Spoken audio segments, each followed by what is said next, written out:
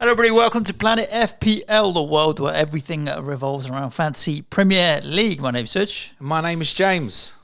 Snow has hit London, James. I had fun this morning. I was at the bus Snow stop. joke.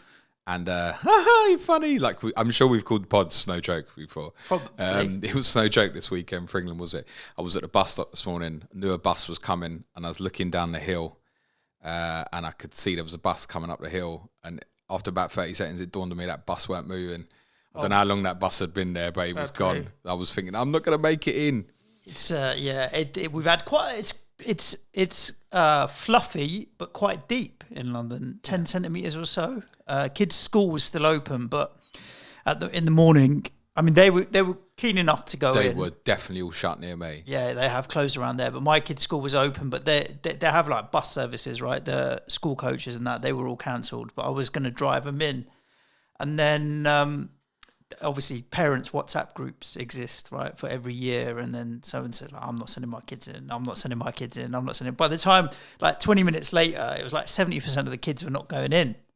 So then it's like, you send your kid in, there's only 4 or 5 other kids in the year, and then at 1 o'clock they're going to message me and say, well, I'm sacking off the rest of the day, come and pick up your kid as soon as you want to. So are your kids at home? Yeah, they're Are you going to get a fine? No. No, they're not bothered. Like, the whole school's off, and they're not going to run lessons. So, but luckily enough for me, it's a 5-minute walk in, and it's a short enough bus journey for you. We've made it through, and we are here recording a pod.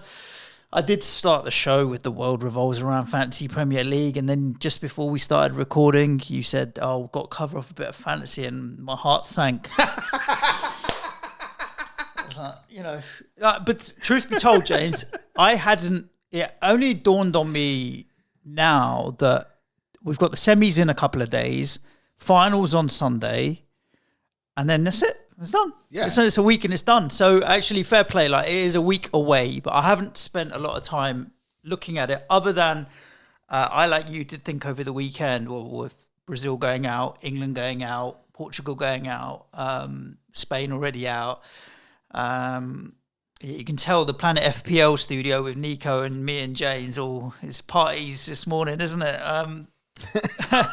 I did think, well, yeah, like, players are all coming back. All this talk about them going deep in the tournament and who will and won't play. It's not going to matter. There's not. I can't think of any significance. It's not going to matter from an FPL perspective. Do you know what? I'll cover it just briefly now. So I think there's only 13 players still at the World Cup who are Premier League players, which is incredible, right? That's like 3 1/4 on average per 4 teams.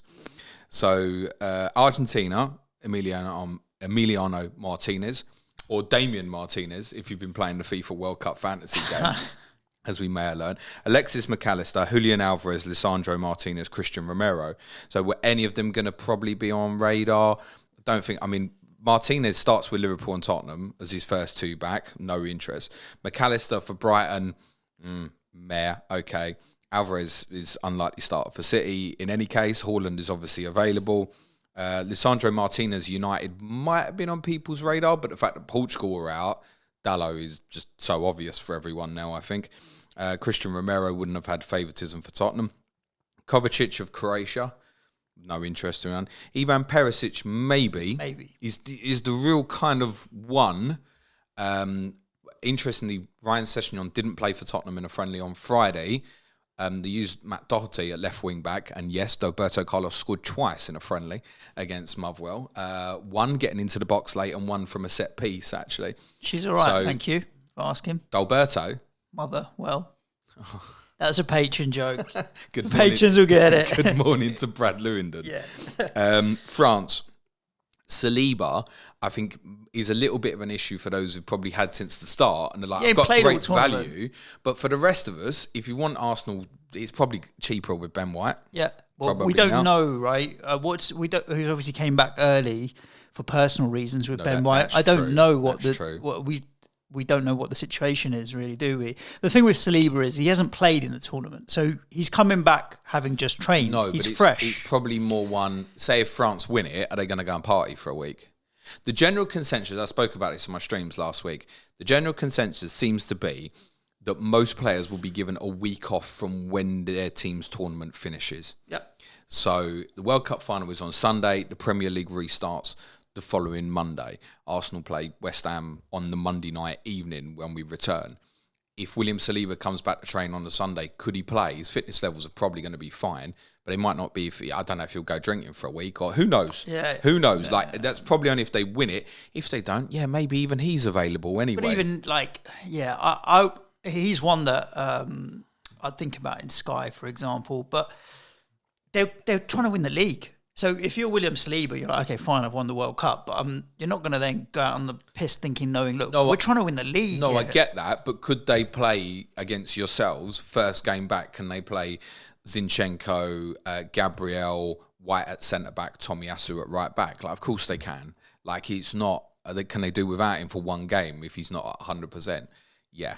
I think those who've had since early on would probably keep anyway. Those of us who haven't got the value probably look at a White, or you just go Gabriel instead if you're worried Ben White's going to be an issue. Ibrahima Konate, Liverpool. I think there's rotation risk generally with Joel Matip if he's available.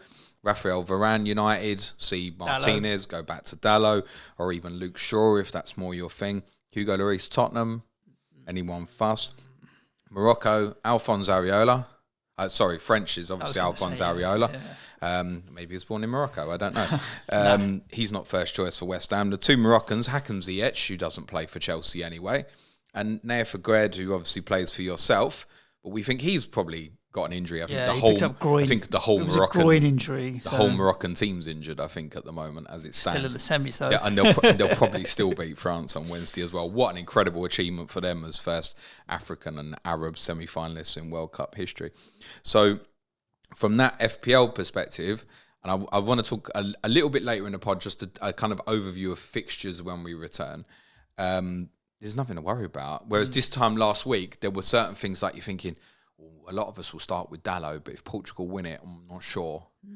That kind of stuff seems to be off the table. And so, ironically, Ivan Perisic is probably the one that's probably most effective to FPL managers. And I think the concern from that is, I think it's bad because I think it just pushes us all more towards one template.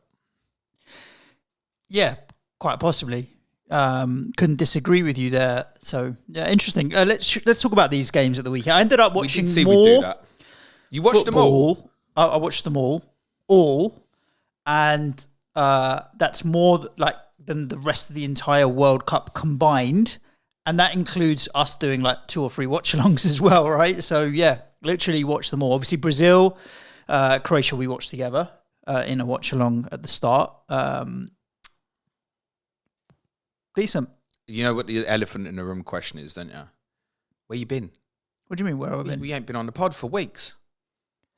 No one's seen you in front of a camera for ages, mate. Yeah, I suppose, because... You gave up on Movember. Because we've been doing a bit of Patreon in between, it's not like I haven't been recording with you or with you, so it doesn't feel to me like I've not been around, to be honest with you. Maybe for the regular listeners that are not patrons, why not? No. It could well be. You haven't sat all the money in football you haven't sat we did in front of that camera for about 3.5 weeks. Nah, really? Yep. Yeah, it doesn't feel it because we've done a bit of money in football and we've done the live streams and all that kind of stuff. That's really interesting. I hadn't even thought about it. So say hello. I'll tell you where I haven't been, watching the World Cup up until this weekend. What was your, just briefly on that, was that, I'm a little concerned that I negatively impacted you with some of the stuff we recorded in the week prior to the tournament starting. No. And you felt... because I was quite keen. And even with Sky and that, I suppose, up until the Friday, I was quite ready to play Sky. And I'd actually quite enjoyed thinking about some of the fringe players that you'd mentioned and that kind of thing. But the Saturday and the Sunday leading up to it, I was busy enough with other stuff going on that it ended up for the fantasy being a bit of a rush. And then... I got my team set up for the Sunday kickoff, Qatar and Ecuador. Did you watch that? The first half. That would have damaged you. I watched the first half and then just left it. But again, bizarrely, it's 2-0 and Ecuador are going to smash these and it just finishes 2-0.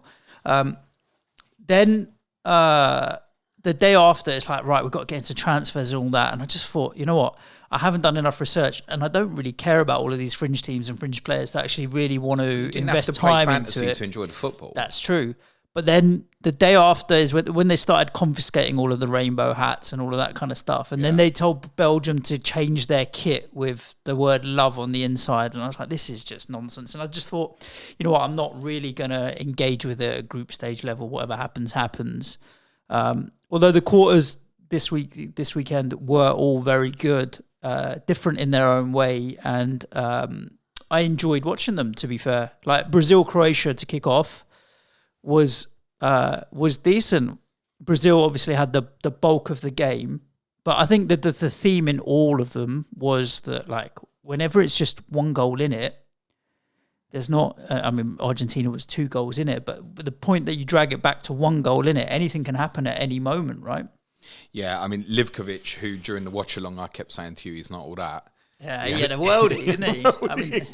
Even the Moroccan keeper had a decent game following that. But yeah, well, he's had a great tournament. Our mate, old Bono. Brazil had 9 shots on target, 21 shots throughout the game. They didn't end up winning in the end because they went for the second goal and they just got too high up the pitch and got sucker punched really badly on the equalising goal. Croatia, we found this mad stat during the watch along that since their existence in the world as a nation, World Cup football, they obviously lost to France in the semis in 1998 and they lost to France in the final 4 years ago. They haven't lost a knockout game in 90 minutes since that France 98 semi-final, other than the final against France in 2018. The only other knockout match they've ever lost at a major tournament was Euro 96 quarter-final to Germany, which was their first tournament as a nation. How mad is that? Crazy. So Croatia play football, just accept extra time. So if you want to just like tune in from about 9 o'clock tomorrow night when they play Argentina, don't blame you because that'll probably go all the way as well. The midfield three I love. Brozovic, Kovacic and Modric for me is the best midfield combination left in this tournament, and it gives them a very, very serious chance of winning the competition. It feels like there are echoes of Portugal 2016 in the sense that Portugal in that tournament, Nico, correct me if I'm wrong, it was only Wales in the semi that you won in 90 minutes, wasn't it? And including the group stage. Croatia have only won 1 game. Yeah, Canada. So far in this tournament. And they did play very well against Canada. And listen, we can look back on it in hindsight now and say, oh my God, look at all them chances Belgium had in the last group game. Drawing with Morocco looks perfectly reasonable in hindsight. They beat Japan on penalties. They had a couple of players missing. They've gone through in this one in a really, really big one. Because the other question mark on Croatia, we often look back, it's the thing that gets thrown at England, isn't it? Your route to the tournament in 2018 was easy. It gets thrown all the time. Yeah, so was Croatia's, right? Beat Denmark on penalties, Russia on penalties, and beat us to get to a World Cup final. So I think it had always been labelled that for Croatia, it was very much a one-off and a fluke. They're very capable of beating Argentina tomorrow night. The one that stood out to me and really did on Friday was Josip Juranovic, who was not a player I'm not overly familiar with, but those in Scotland will be, right back for Celtic. I thought he was really, really good. They lack a killer punch up front.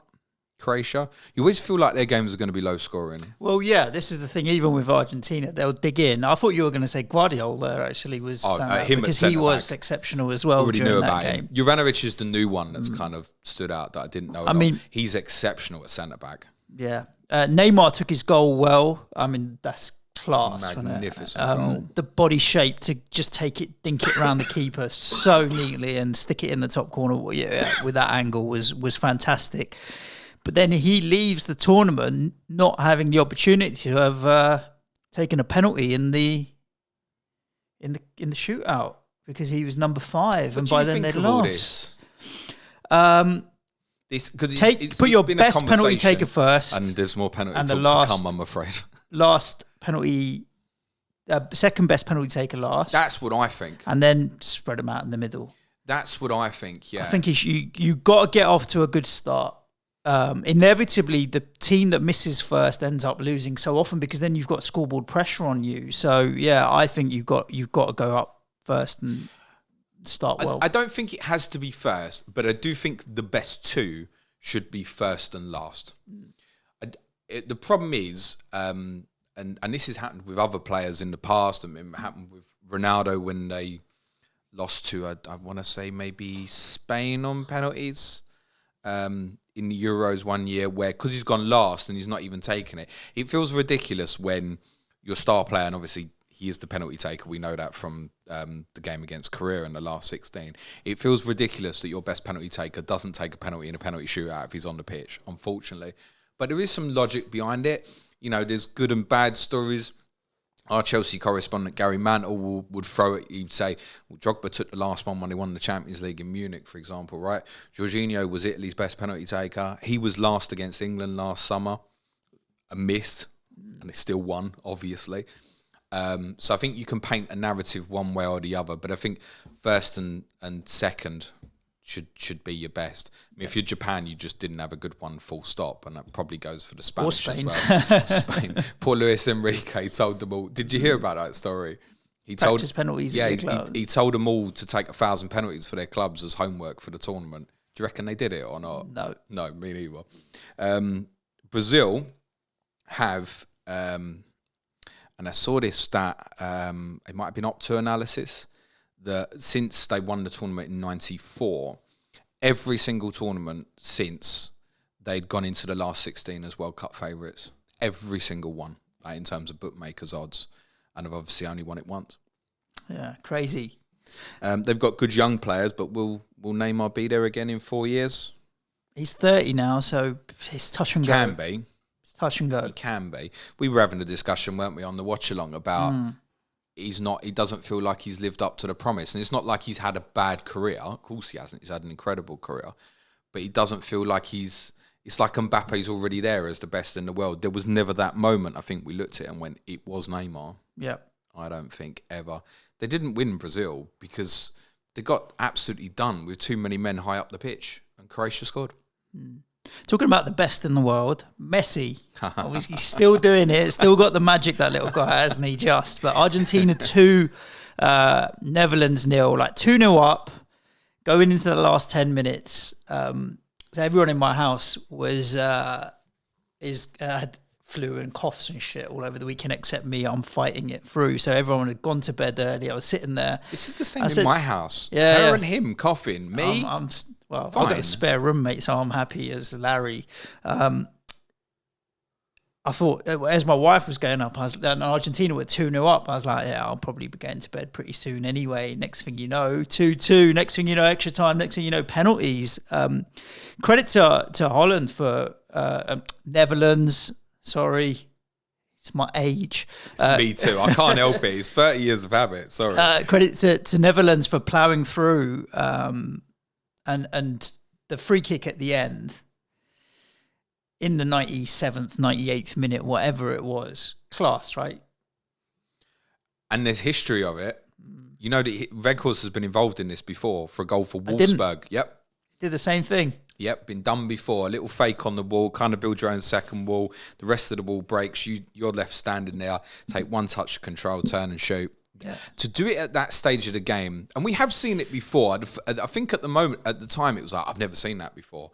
That's incredible. Javier Zanetti for Argentina against England in 1998, equaliser right on half time, was aesthetically a better goal than Weghorst, because even the way it went in, it looked a bit clumsy and stuff.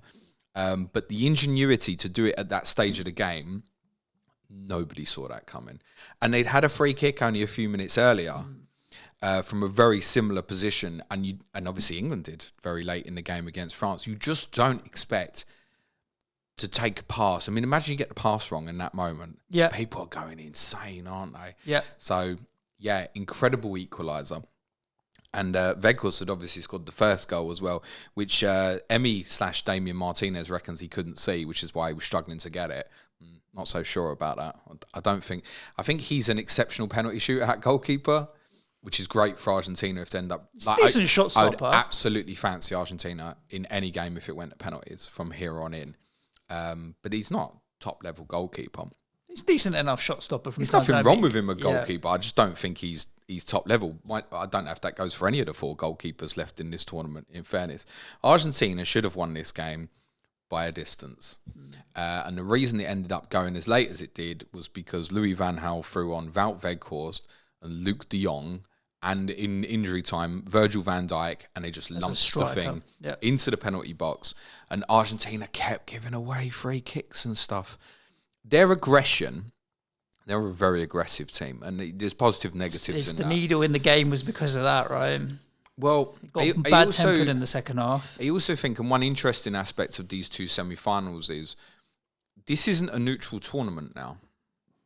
In the sense, it's only a neutral tournament, really, I think, if Argentina play Morocco. Because Morocco are going to have so much more support than France.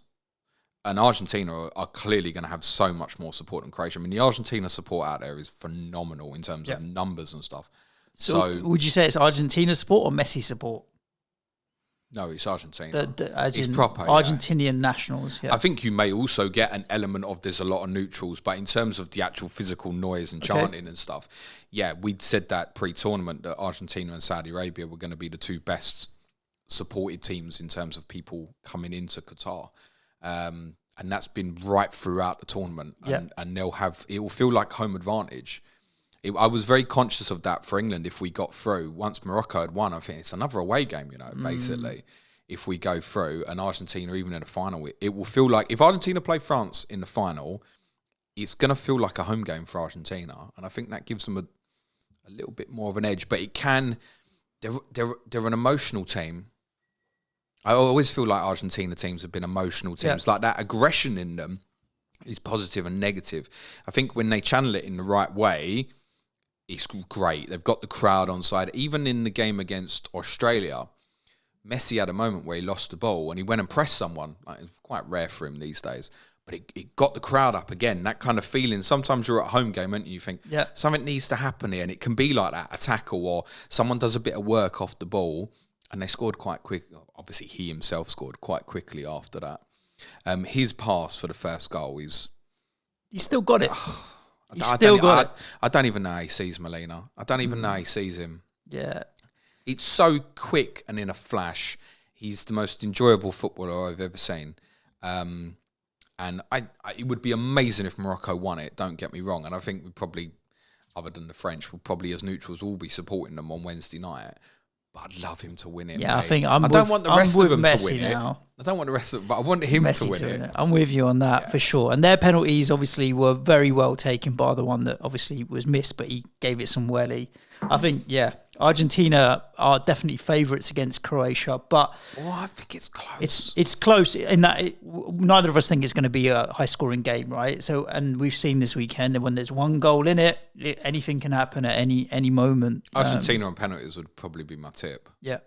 At this stage. Just interestingly on that, they obviously changed late in the Australia game, and obviously this game to a back three to match up against the Dutch. What they do against Croatia, I'm not so sure. I think they might go back to a back four. Kuna at left back suspended, so Tagliafico will probably come in.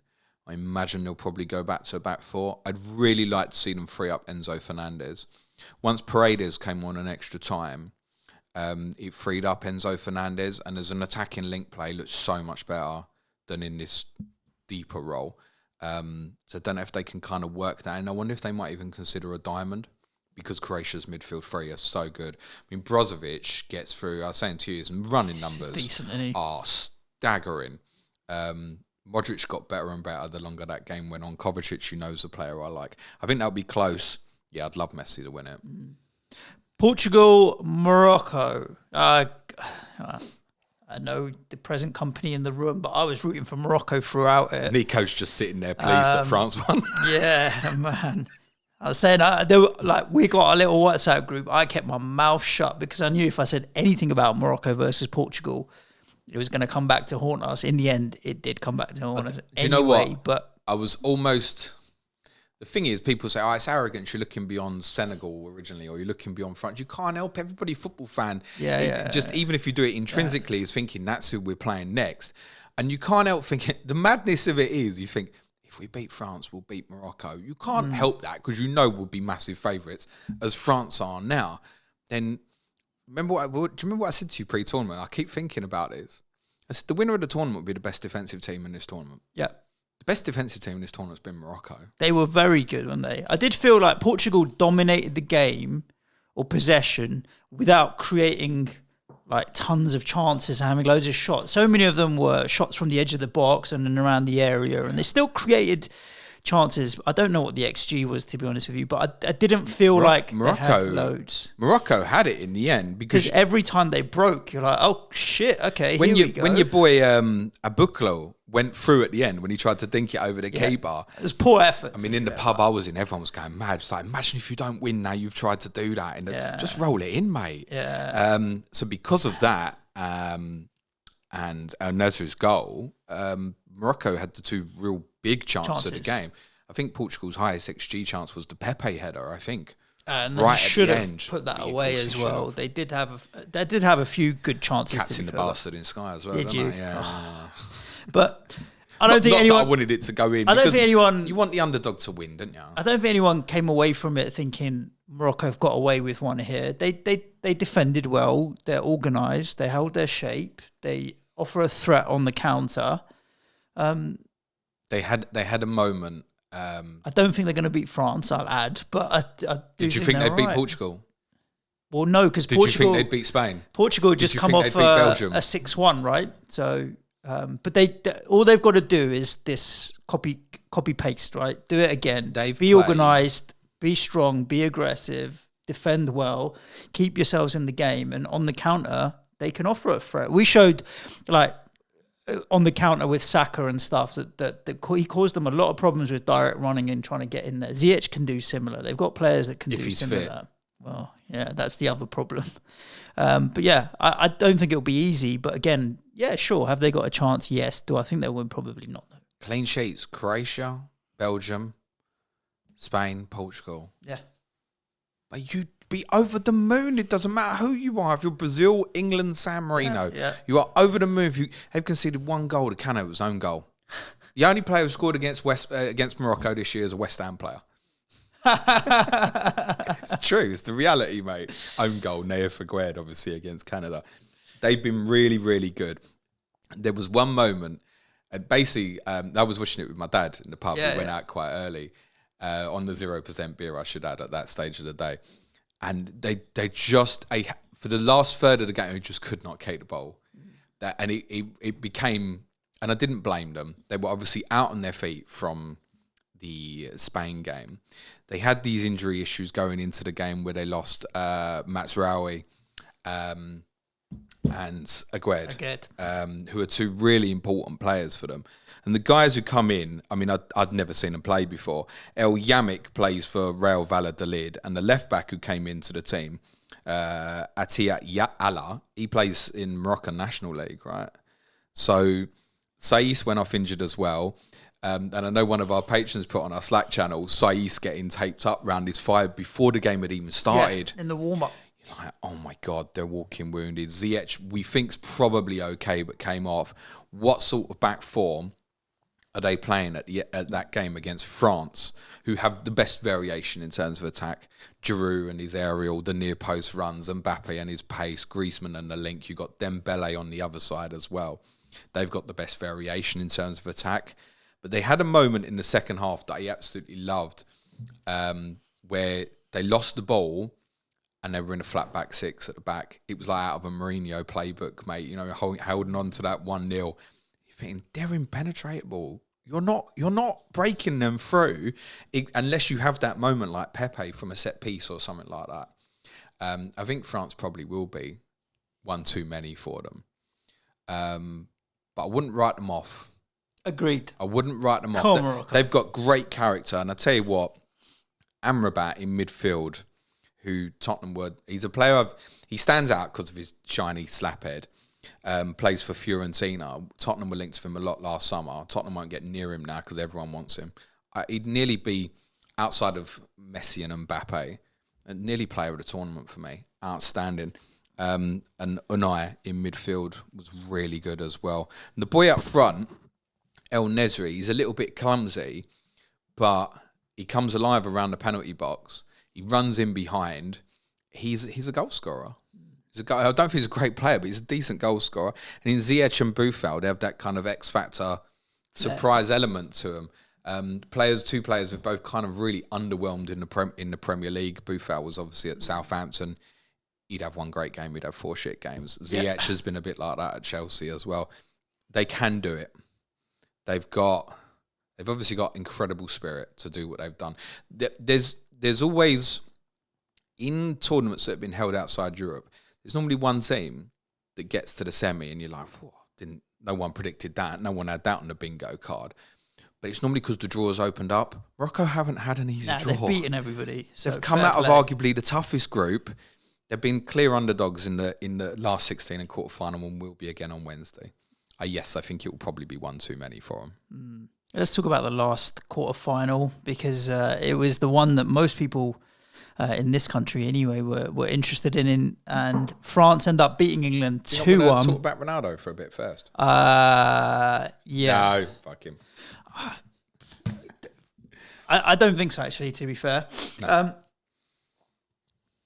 England 1, France 2. France 2, England 1, whichever way round. Disappointing.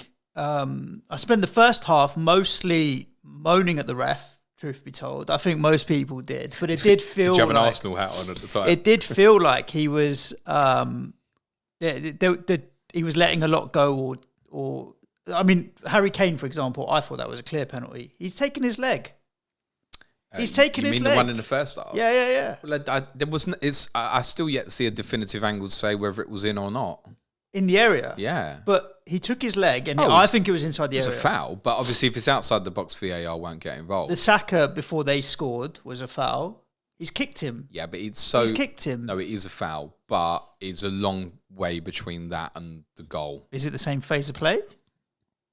So, look, you know what? Technically, yes. Should a goal be disallowed because of something that happened to the corner flag at the other end of the pitch? If they've then gone straight up the other end and scored. It's not like Mbappe blew the field away and scored 5 seconds. Yeah, look, we made mistakes along the way as well. Or so. I think it was disappointing more than anything for England. But then they come out the second half with the bit between their teeth. They played well. I thought overall Kyle Walker did as well as he could against Mbappe, and Saka and co helped dive in there. I just worry sometimes where I really wish England would be braver a little bit in terms of attacking. Like, just make them worry about us a little bit more. There were a few times where I think they were very worried about us. No doubt. I thought Kane had a very good game. He seemed to when the ball was played into him, he was able to use his body well to turn their defenders who was marking him really well, and suddenly he's through. And I was like, that's decent work from him. There were a couple of times. It felt like he had Upamecano's number to me. Yeah. There were a couple of times where Rice or Henderson had the ball in and around the edge of the box, and you're like, shoot, but it feels like they're not allowed to, and then they're like looking for where are they going to lay the ball off. Just shoot, like have a go if you want to. In the end, disappointing though, but the quality of the second French goal was just fantastic, and fine margins, right? At the end of the day, very fine margins. Giroud in that near post run. I've seen very it so fine many margins. times. Yeah. And obviously he tries to head it to the other corner and it hits Maguire. Goalkeeper's got no chance and stuff. The game of fine margins, that was a very, very even football match that I think could have been coin flipped either way, as proven by the fact Harry's obviously missed the penalty, which makes it level. Their first goal comes from a shot from long range. It's a great goal from Tchouameni. So it was a really, really 50 game. If you remove the XG of the 2 Harry Kane penalties, it's very level. I think, did we create a number of great goal scoring opportunities? No. Did we deserve to get beat? No. It was just fine line. I think the big one for me, on reflecting on it, like I was gutted like everybody else on Saturday night who supports England. But for me, it felt different. And then reflecting on it yesterday, it reminded me a little bit of Germany's journey, where in 2006, when they hosted the World Cup, like they weren't really fancy to do anything. They're a young team, an inexperienced manager in Jurgen Klinsmann, and they ended up getting to the semi-final where they were beaten in that fantastic semi by Italy, which was similar to what happened with us with Croatia. There was no expectation on England in that tournament. You know, you only have to go back and look at England's squad for that tournament, and it's irrespective of who we played, it was remarkable that we got to a semi-final. Then Germany got to the Euro final in 2008. They struggled a little bit, but they had this kind of more winning mentality. It felt like England last summer a bit that at times didn't thrill, but we'd got this kind of winning knack going on. And then in 2010, they played some magnificent football. They blew England away 4-1, Argentina 4-0. They gave Spain their toughest game in the semi-final. Then they let themselves down in the Euro semi-final 2012, where Mario Balotelli blew them away in the first half. Then in 2014, they deserved to win the tournament. And it might need one more for England. It might be each 24 or each 26. But I can see parallels with the journeys between what Germany had and England had. And actually look at Germany now. Last 2 World Cups out in the group stage, Euros out in the last 16 to us. I mean, that is a real failure. Yeah. Considering, Germany will always be there at the end. Well, that hasn't been the case, really, since they won the tournament in 2014 now. So I can see parallels between England and Germany, and even the manner of the defeat. You're reflecting on England's major tournament defeats and thinking, this is probably the best I'd felt in terms of the way we played and pride in terms of elimination, other than the final. I think most people feel that way. If you remove, I think you always have more pride later in the tournament. So the fact that we got to the semis in 2018, there was a lot of pride with a bad team. Yeah. There was pride that we got to the final last year. Yeah. And there was all the off-the-field stuff as well, and the way we kind of bought into the players. And you spoke about it so articulately at the time about their representation of us as a nation. Like, we can follow this manager, we can follow this team. Last night was the most pride I'd felt in performance since probably we'd lost to Argentina in 98, I think, where Beckham had got sent off and there was 10 heroes out there really fought to stay in the game. And prior to the red card, there'd been this brilliant free-flowing football match that was 2-2 at half-time. Think about all the other eliminations we've had. So meek. Iceland, group stage 14, 2012, dominated by Italy, lost on penalties. 2010, battered by Germany. 2008, didn't qualify. 2006, barely laid a glove on Portugal, lost on penalties. 2004, we should have had a better team than them. Ended up grimly getting to penalties after Rooney got injured. Brazil 2002, last half hour against 10 men, barely had a shot on goal. 2000, not worth talking about. It's been a long time since we've actually had an England team reflect afterwards and go, God, just fucking fell on the wrong side of it there. Unlucky. And we have that narrative with England. We're unlucky a lot. But actually, we haven't been. Really. In the final pivotal moments, we haven't been. Yes, Saturday felt like a change to me, where it was that close. And it wasn't that close, we're going to win it if we beat France. But I do think we probably lost to the team that will probably go on and win it at this stage, I think. And the manner of the performance is very different to England teams I've seen in the past. We spoke last week, I said, I tell you, we will have more of the ball than them. They'll be very, very conscious of what we can do. I think they laid traps for us, and I was really concerned after they got the first goal. It felt like we quickly got back on top. We were too open at times. So the difficulty, people say, you should throw yourselves, you should throw more men forward and stuff like that. You got the fastest guy on the planet if you lose the turnover and stuff, and you couldn't afford to go 2-0. And actually, that was the only time in the game I had real concern. When they went 2-1 up, it felt like a jolt because I really thought we were going to take them all the way from there. And I'd said I'd fancied us if it went to penalties. I would have liked to see some of the changes a little bit earlier, maybe.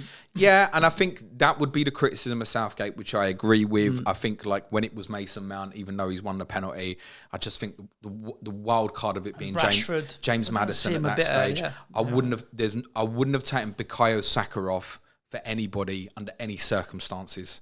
I thought he was unbelievable, Bukayo Saka.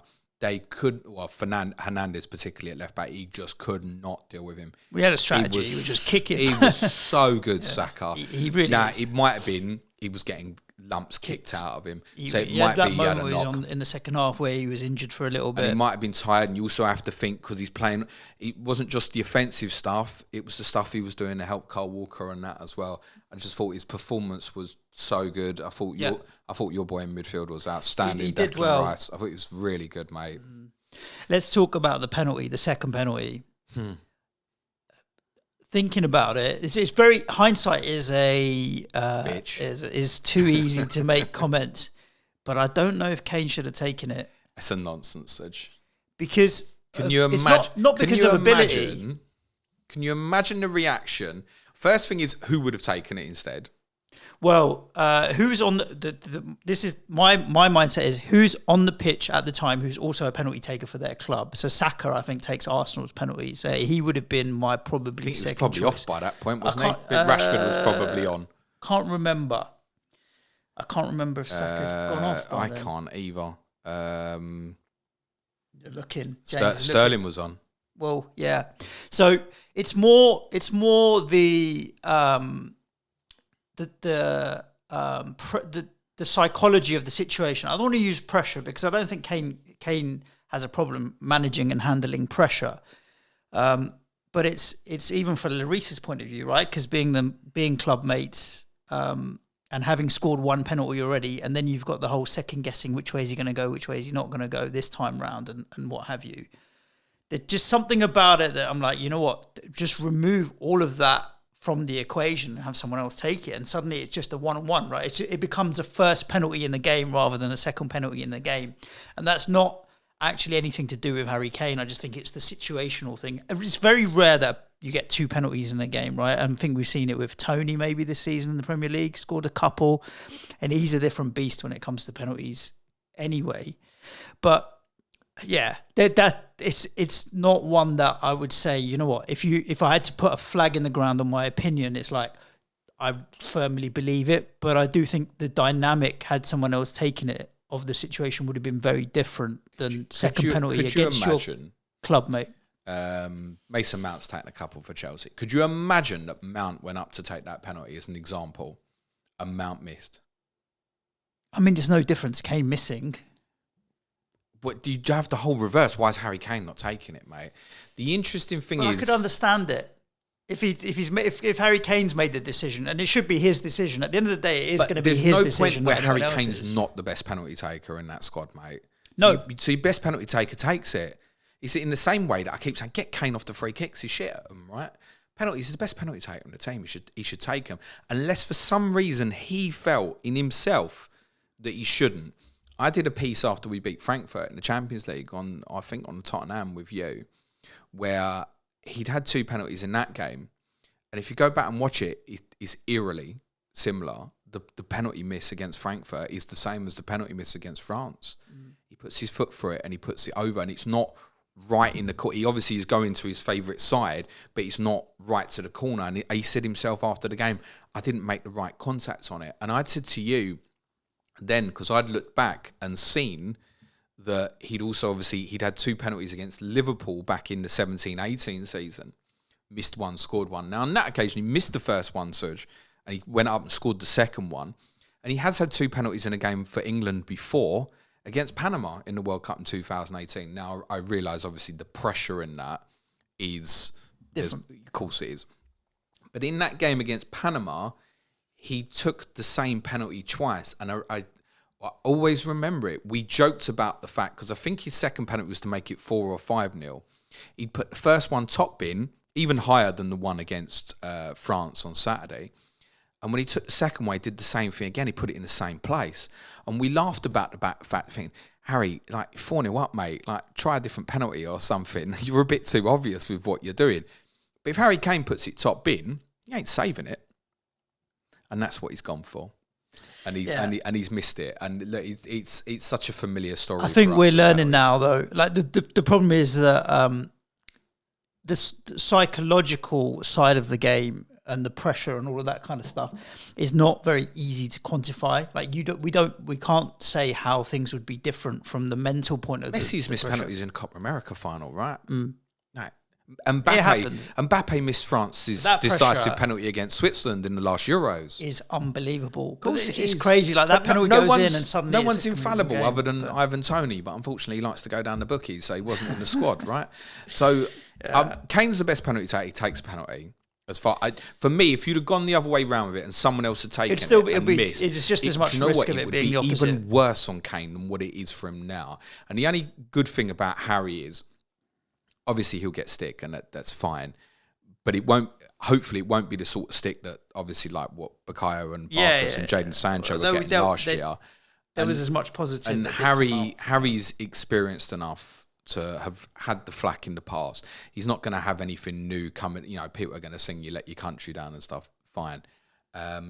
He's big enough and ugly enough that he can deal with it. And you know, with Harry, he'll come back and make his mark. When England have a next penalty, he'll take it and he'll score it. I also think that the people that will sing that will be the minority. The majority of people have enough pride now in the country. No, listen, I think like if people sing in a bantery way, "You let your country down," like that's gonna come. I know Tottenham fans sang to Saka like "You let your country down," but it's very different to the abuse that was going on in the immediate aftermath. And obviously when we played a friendly against Arsenal, as you know, and he came on against us, it gave him an ovation, and right? Tottenham fans gave Saka a standing ovation, and Saka clapped us back. And once it then starts, it's open field once you go into the league games and stuff. So do I expect people to sing at Harry Kane, "You let your country down"? Okay, fine. Right, that's all right. If people are going to sing that, they're going to sing that. It's very different. No, but that's very different to the abuse that the black players got last year, right? Course. So, of course, massively disappointing. I think, as I said, France, I think will probably win it from here. I think they've got the best variation. We must give them mass credit as well, right? No Benzema, no Pogba, no Kante. They've had other injuries defensively and stuff as well. Mike Mannion might have even come in and been number one instead of Hugo Lloris. They've had 6 or 7 players miss out on this squad. And I don't think they're at their best. I don't think this team is as good as the team that actually won the tournament 4 years ago, but I think they'll probably have the experience, and they've got the best, as I said, adaptability, if you will, in the forward line. They've got the best variation, I think, to find avenues of scoring goals. I don't think they're magnificent defensively. I think on a different day, like I said, it's a coin flip. We win, and we're looking forward to Wednesday. Very excited, but full credit to them. Good. You wanted to cover off a bit of fixture difficulties before we get into some of the questions that you've been kind enough to send in on Twitter. Well, since you're back, Serge, I thought to do a little bit of FPL, not a lot, but I just want to talk about fixtures. Firstly, a question for yourself. How much emphasis, and I know you've done no thinking about FPL, and to be honest, in terms of, I've got an idea in my mind, but have I looked at a draft or anything? No, not particularly. How much emphasis would you put on what's happened so far in the season? Or is this, in your opinion, is this almost like pre-season, we start again? No, I think there is some emphasis on what's happened previously. So, but I don't think anything that I'm putting emphasis on is rocket science. So, for example, Arsenal are good and are in a title race. I want their players. That's not me, making a statement that's like, wow. Erling Haaland is fucking auto captain most weeks based on the first half of the season. That's not me making a statement that's particularly rocket science, So, I think I am putting some emphasis on that, but that's kind of, I'm not, Are you? And I know you're not the sort of person who would do it anyway. But are you? When you make your decision, are you going to go looking through data? No, because I think the data that I would use is high level enough that I know, like Ivan Toney scored goals, Mitrovic has scored goals, that kind of thing. I'm not going to be looking into shots per 90 or that kind of thing. No, but I get your question from that point of view. I think it'd be funny. I think most things will fall into third. Like you can divide it into a third. A third of teams will perform better than they did. A third of teams will be exactly the same, and a third of teams are going to be much shitter when they come back. And who knows how is that going to fall out? It's inevitably going to be like that. So where do you land on those? The big teams have enough good players at affordable prices that I'm going to try and get back to the strategy that I had at the start of the season, which was Big Six only. Okay, I mean that's certainly going to be doable, and the majority of them have decent fixtures. My take is there's no right or wrong on that. Like if you're someone who wants to look at the stats and stuff, do so by all means. I think like we've gone into pre-season sometimes and we looked at kind of, calendar year statistics. We've looked at, say, last 8 game weeks. We've looked since March international breaks. You can break that down in your own way. You could look at the last 3 or 4. You can look at the last 8. You can look at the first 16 weeks, whatever you want. For me, it's more about fixtures. That's how I work. there are a few things that stand out in terms of fixtures. We obviously also know we've got a few doubles now as well. So just to cover them off first, Fulham and Chelsea have a double now in game week 19. Fulham will play Leicester away and Chelsea at home. Chelsea will play Man City at home and Fulham away. I've got those two teams as best for the first three fixtures, which with an extra fixture, you could understand that 4 fixtures versus 3, they're liable to come out that way anyway. But Chelsea start with Bournemouth at home and Forest away before their double. And because Fulham's the second game, you can almost look at Fulham away as fine and Man City as the bonus game, if you will. And Fulham start with Palace away and Southampton at home before their own double. From those two teams, Suj, which player do you think you most likely have? We're not going to talk much about individuals here, but I just want to put that question to Suj. From Fulham and Chelsea. Like, the default would be to go Mitro, but I actually think Kepa. If he's fit. Yeah. Kepa, yeah, I mean, everything we say about any player between now and then is like if they're available, right? But I would have said Mitro initially if I'm looking at the first half of the season. But if you're looking at the last few game weeks, probably Kepa. The only reason for not going Kepa would be if I decide to go Ward, because that's even cheaper. You can go both anyway. Yeah, I mean... Yeah, Ward I've had since day one, and he's still sitting there. So if I decided Ward was my number one and sack off the reserve goalkeeping position, then I won't go Kepa. Otherwise, it would be Mitro. But then, again, like Pereira, he's just sitting there, right, as a cheap option. So if your question is who am I most likely to go with and they're going to be in my first 11, probably Mitro. If your question is who am I most likely to go with, maybe actually Pereira or Kepa, just because they're such good value at such a good price. Yeah, I think. But if I end up with all 3 and play them in the double, suddenly I've got 6 fixtures there instead of 3. It's decent. As per TOTC last week, which Gary Mant was on with Neil Grover previewing that first game with Bournemouth, the Chelsea players you want have got injury doubts. So Reece James, if he's fit, like 5.8 or something, you're going with that, I think, if he looks like he's fit. And that's what we're waiting on with Chelsea. The answer right now for me would be Mitrovic. I don't start without him. And just interesting on those two teams as well, I've got Chelsea best up till game week 24 on my FDR, and I've got Fulham 4th. So even though Fulham come into a more difficult run where they've got Newcastle, Tottenham, and then Chelsea again, actually across the whole of the first 8, decent fixtures for Fulham, very much so for Chelsea as well. Chelsea's going to be very much about who's fit and who's not. City and Tottenham now have a double in game week 20, which isn't great for either. City have the Manchester derby away and then Tottenham at home. Tottenham have the North London derby at home and then the Manchester City game away. You should be aware that game could be postponed. It will be moved again should either Tottenham draw with Portsmouth or Manchester City draw with Chelsea in the FA Cup third round. If that's the case, the fixture will be moved. I think it could even be moved back 1 week. It could be as early as that should Manchester City lose to Liverpool in the League Cup 4th round, which obviously takes place next midweek before the start of the Premier League. And next Friday, once those results have happened, I'll look more at the possibilities of what fixtures might land in game week 21. Because I think something, and there isn't anything at the moment, something will go in there. Chelsea and Liverpool's a possibility. Liverpool against, I think it's Wolves is a possibility. Arsenal against Everton's a possibility, maybe even Brighton against Crystal Palace. There's a few possibilities that could suddenly go into game week 21 should certain teams lose in the League Cup next week. And we've also got the Arsenal-Man City game has now been thrown into game week 23. So Manchester United are... It's quite away from... 6 weeks away, to be honest. That for me is like... By then we might have other... doubles maybe. Plus, from the FA Cup. As you've already said, you're probably going to want to start with players from the 2 best teams in the country anyway, so I wouldn't overly worry about that. The only thing I would say is just interesting, particularly from a Manchester City perspective, the double is Villa at home and Arsenal away.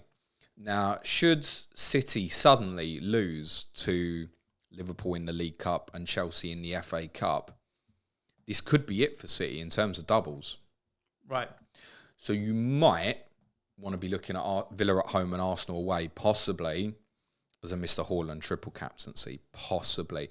But before it comes round, we'll know if City are likely to have more doubles in the future or not. Now we can't say for certain. Is there any European games around that, or that's still too early for the Champions League to kick off? No, yeah. So the City Arsenal game is the midweek where there is Champions League fixtures. Oh wow, okay. Yeah, it's in there. I'm sure I want to say it's the same week that Tottenham play Milan. I think.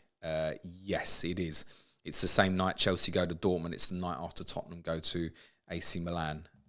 In the Champions League. And hopefully I am now going to the San Siro, by the way. Lovely. Manchester United are going to be hot topic. So they start with Forest at home, Wolves away. Then there's Bournemouth at home. A lot of people are going to be looking at Manchester United treble ups. But my patrons will know I have something called a rolling difficulty, where I look at teams' fixtures in blocks of 5 to see where they rank best. And once we get to game week 20, over the following 5 weeks, I've actually got Manchester United ranked worst of all 20 teams. Yeah. So what do you want to do with that Manchester United treble up when you then walk into Manchester City home and Arsenal away? I think we should be conscious of that. Dalot, for example, is cheap enough that you might be comfortable benching. Absolutely. Rashford is cheap as well. But if you want to start punting the likes of Rashford's, Fernandes, and not to say you can't Rashford's cheap, though. It's not to say, Rashford's very much is, certainly affordable. So, I mean, you could have Dalot, Rashford, even Luke Shaw if you wanted to double up defensively. That's only 15 million.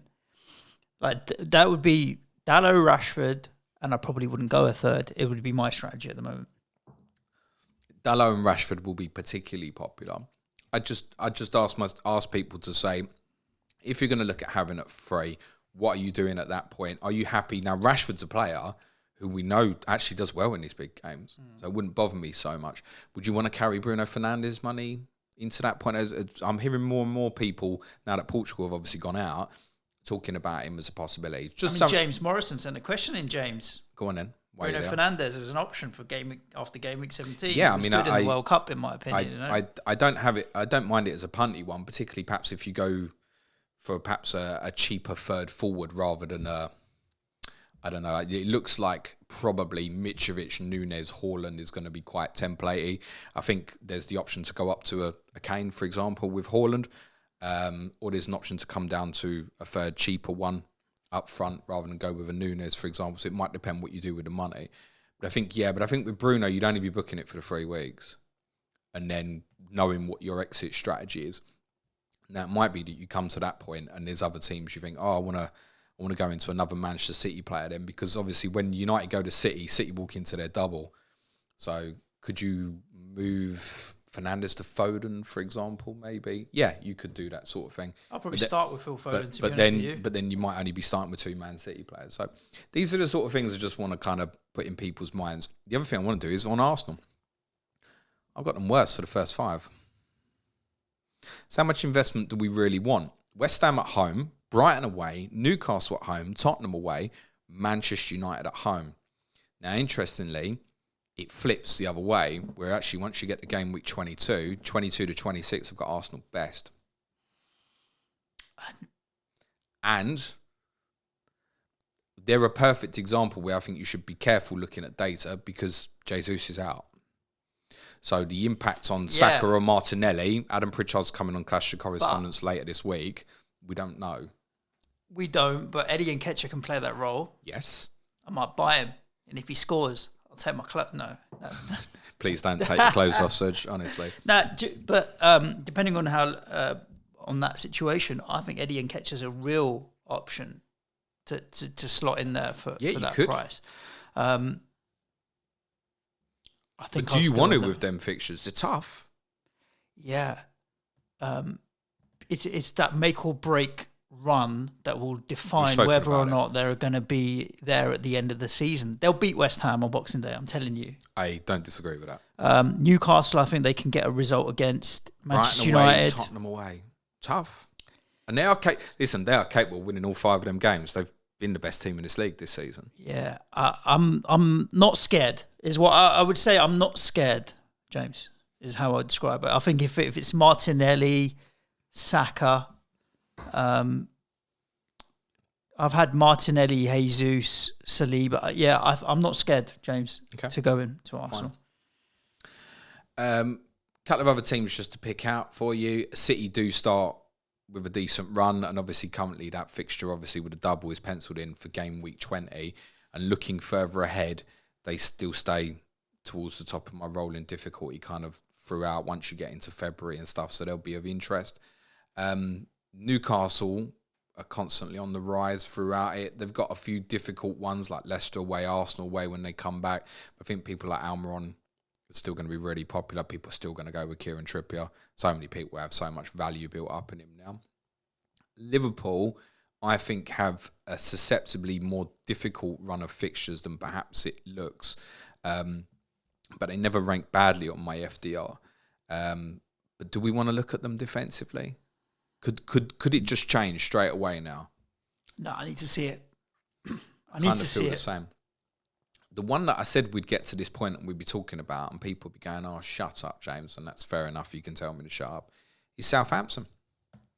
I've got them best on the rolling FDR for 17 to 21, 18 to 22, 19 to 23, and I've also got them across the first 8 fixtures back, right at the top of that list with Chelsea.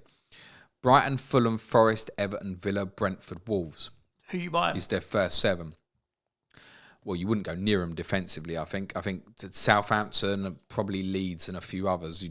Maybe even Fulham into that because of you wouldn't blow your third Fulham on a defensive player, would you? So you'd probably throw Fulham in there as well. There are certain teams you just don't think you'd look at defensively. But they've got a new manager. It's true. So again, should we even bother looking at any data with them? So Wolves, to be fair. One I'm considering punny is Che Adams. Okay. I'd rather buy Nketiah than Che Adams.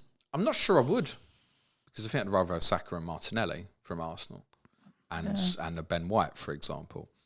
The reason I'm going to think about him a lot is I think one of the real problems with Southampton attacking players is they do have periods in the season where they have a run. But with him, over the last year with Ralph Hasenhüttl, we've never known he was going to play 2 games in a row. It even got to that stage with Breuer, wasn't it? It was like Breuer had a little run and loads of us bought him in the team, out of the team, in form, out of form. It might be that he's one. And I'm a little bit conscious, like I said, that we're going to end up with such a templatey team that I want to look at something different. And he's the one I might ride for a little bit. Interested in Tony as well, but we don't know where we're going to be at with him. 1 game suspension against Tottenham would be nice from the FA. Thank you very much. I think there's certain players I can know now that I'll have in the team without even, and I haven't logged into the site or anything, but Danny Ward will be in, Trippier will be in, Dalot will be in. As long as Ben White's all right, he'll be in. Haaland will be in. Mitrovic will be in. If Reece James is fit, he'll be in. Martinelli, I just think it's too good a value option. Brazil should have bought him on Friday, by the way. Saka, I'd be very interested in. Again, I thought he was so good at the weekend. It's going to be a lot of usual suspects, I think. Probably one to really debate is Mo. Because, again, you look at it and go, when am I captaining him over Haaland? They don't have a double currently, but they might land with one in 21. Interestingly, the most likely fixture is them against Chelsea. They're already scheduled to play Chelsea in 21. Right. Not sure in a week? I don't know. I don't think that's going to happen. No, but they do have the awkwardness with them in the sense that they play on opposite weeks in the Champions League. To see where Arsenal and City's been thrown in one of them weeks where obviously Arsenal have got straight through to the last 16 and City aren't playing the Champions League that week. Can't do that. That's why they've thrown the City-Tottenham game forward. But I don't know why they've thrown the City-Tottenham game forward and not thrown in the Liverpool-Chelsea game. It's interesting. Why they chose City-Tottenham. Would they both be TV games? The Amazon ones? No, City-Tottenham's Sky and Chelsea v Liverpool's also Sky. Right. So I don't know why they decided City-Tottenham, considering they were rearranging the Arsenal-City game as well, and the Fulham-Chelsea. I'm just not sure why it's Liverpool were the ones that missed out without the rearranged game. I don't know. Who knows? Who knows? More of that stuff next week when the World Cup will be over. We'll focus only more have on FPL individuals next week. to think about. We'll do on Monday. We'll talk more. I'm sure there'll be more FPL questions and stuff. We'll cover it more then. And then, like I said, at the end of the week, we'll kind of look at some final drafts, and I'll cover off what could happen with fixtures once we know them League Cup results. Cool. Right, we're going to cover off some questions that you sent in on Twitter to wrap up this show. They're all about England, and aren't they? before we do, no, not really, to be honest with you, and quite a few we've covered off. What do the listeners have to look forward to for the rest of the week, James, before we get into some of these questions that we've had in on Twitter? You've got 2 Clash of Correspondents. None of them on Thursday, remarkably. Tomorrow, Crystal Palace versus Fulham with McTavish and Dara Curran. And on Friday, Arsenal versus West Ham with Adam Pritchard and Chris Stone. I can also tell you next Tuesday is the plan. Leeds versus Man City with Andy Martin and Johnny Pringle. And next Thursday or Friday, Manchester United versus Nottingham Forest with Gary Robinson and Mark Southerns. Wednesday, we're going to do Sky, some more fixture stuff, and kind of a wrap up what's happening with Sky World Cup Fantasy. Thursday, I'm going to do a stream. Haven't decided on the time yet, but I'll let you know. Patreon pods this week, Q&A today. Tomorrow, we're going to do an investigation Money in Football on the EFL's proposals to screen live games during the 3 p.m. blackout period, which could have a big impact on financial matters, both positively and negatively for EFL clubs. Tottenham returns on Wednesday. On Thursday, quiz. And on Friday, doing an EFL special with some of our patrons as well to get an understanding on the matters that matter most to EFL fans. We did promise some EFL content, so that's coming this week. Tidy.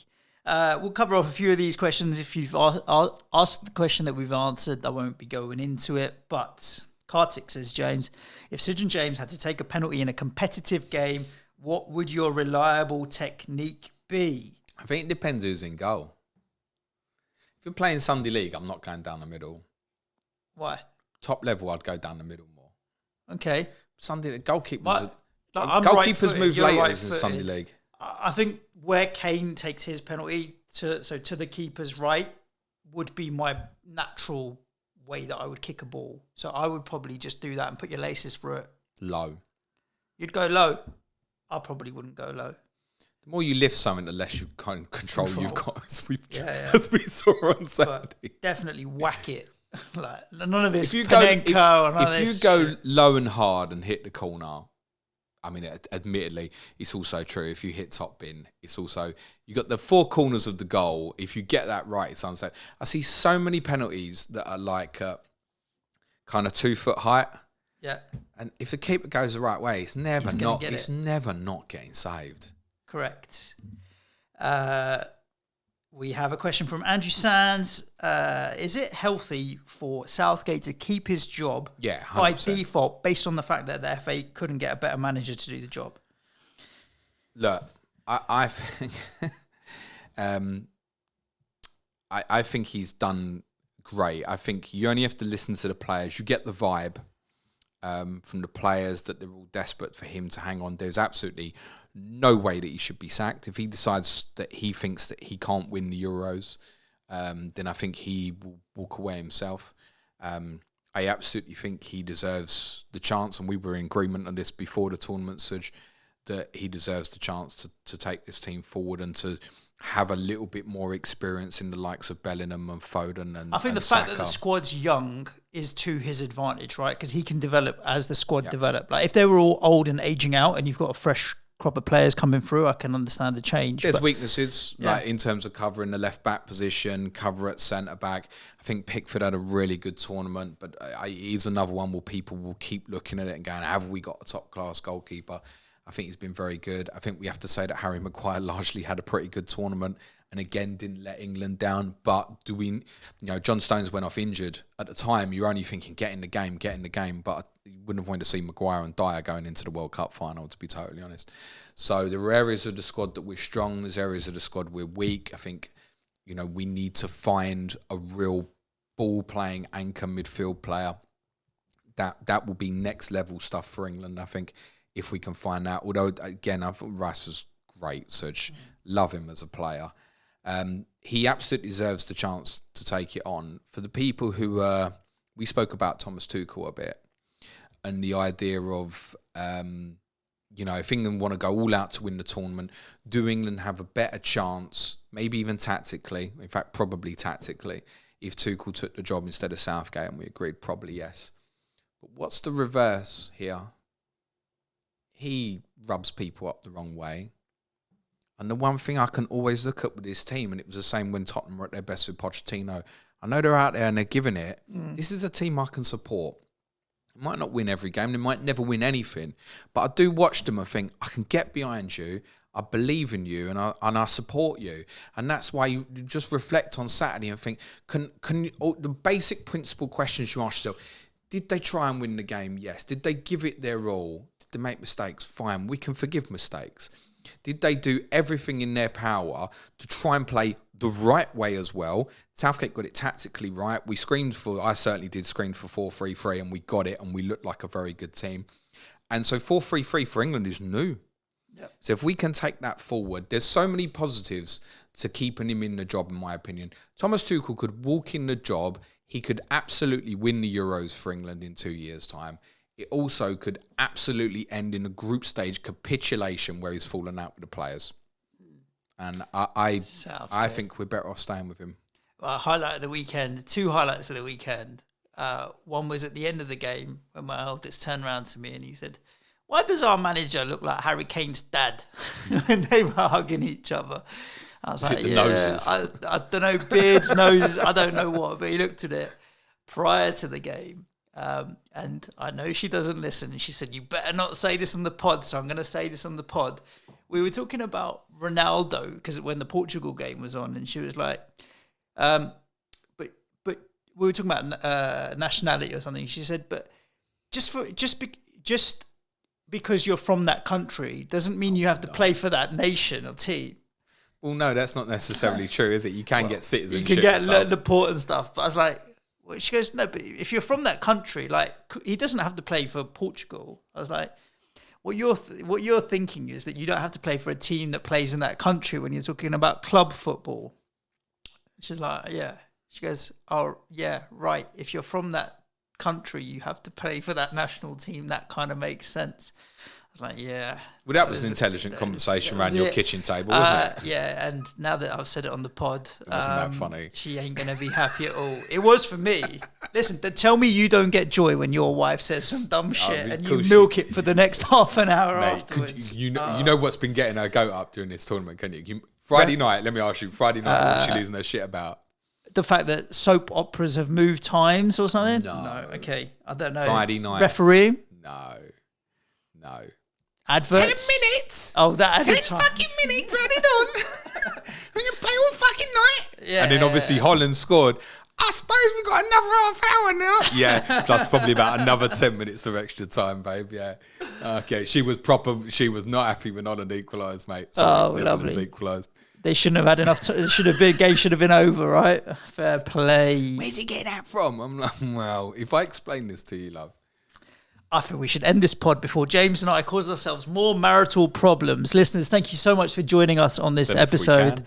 Probably not. We'll be back at you tomorrow with more content. Stay safe, look after yourselves. If your team is still in the World Cup, good luck. Yes. Other than that, ciao for now. Thanks, everyone. Be nice to each other. Cue music, please, man, child.